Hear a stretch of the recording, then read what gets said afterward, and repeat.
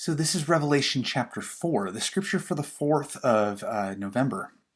The 4th chapter of Revelation offers us a glimpse into the throne room of God.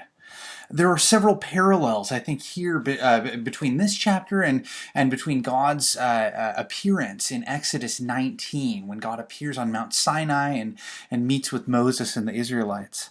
Isaiah's vision of heaven in Isaiah 6 has a ton of similarities here, as does some parts of the book of Ezekiel, specifically Ezekiel 1 and also Ezekiel chapters 8 through 10. Each time, the heavenly presence is described in a similar way with slight differences that match the characteristics of the authors. If you put it another way, Revelation is at this point playing some of the greatest hits, if you would, of in how it describes the throne room of God. The people who were reading Revelation would understand immediately what's going on in how John is describing God and God's throne room here. More contemporaneously to us, Kari Jobe, who's a Christian singer-songwriter, recently wrote a song called Revelation Songs in the last 10 years or so.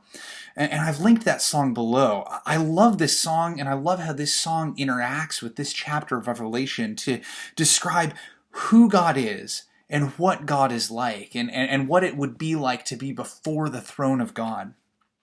When John sees the one on the throne, the image in the song is described as one clothed in rainbows of living color.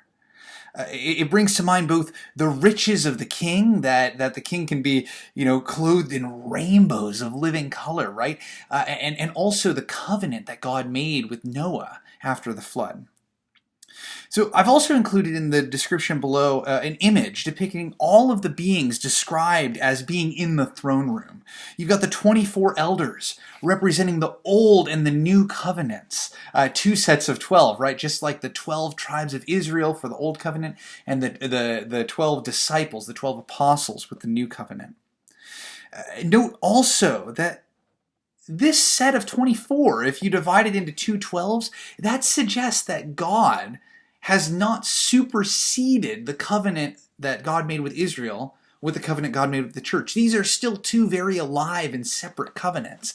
That God is not done with the people of Israel yet. God hasn't, shuttled them aside and moved on to plan B, the church. No, both the church and Israel have a part to play in the end of days, and God isn't done with either at this point. As we get deeper into Revelation, we'll tease out some more of the implications of this fact, since there's a number of times when Revelation talks about Jerusalem, when Revelation talks about the nations of the world and Babylon, that have one particular meaning literally and another one metaphorically, just as Israel has one particular meaning literally versus the spiritual Israel. And these are 2 separate entities, and we'll want to keep them separate. So the 4 living creatures that we see here, and we'll talk more about this in a couple of chapters, they represent all of creation and the watchfulness of God over creation. That's shown by the many eyes that these creatures have. And these are the same creatures that, as we said before, there's some references to Isaiah 6. These creatures are described in Isaiah 6. Only they're described as having 6 wings, one set to cover their eyes, one set to cover their bodies, and one set to fly around God's throne with. The 7 spirits of God, as we've talked about before, signify the 7 churches to which John was writing. And it also signifies, again, remember the number 7 means completeness, and it signifies the completeness of God's being here. Now, one point to note, I'm writing and recording this before Election Day in the U.S., which for you all happened yesterday. This has been a fractious and tiring election for so many of us, and many different policies and ideas and visions for the future hang in the balance.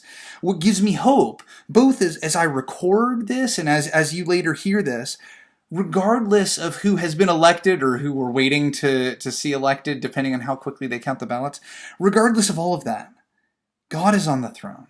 God is the only one worthy of worship. And that's not going to change, regardless of the political situation here in America.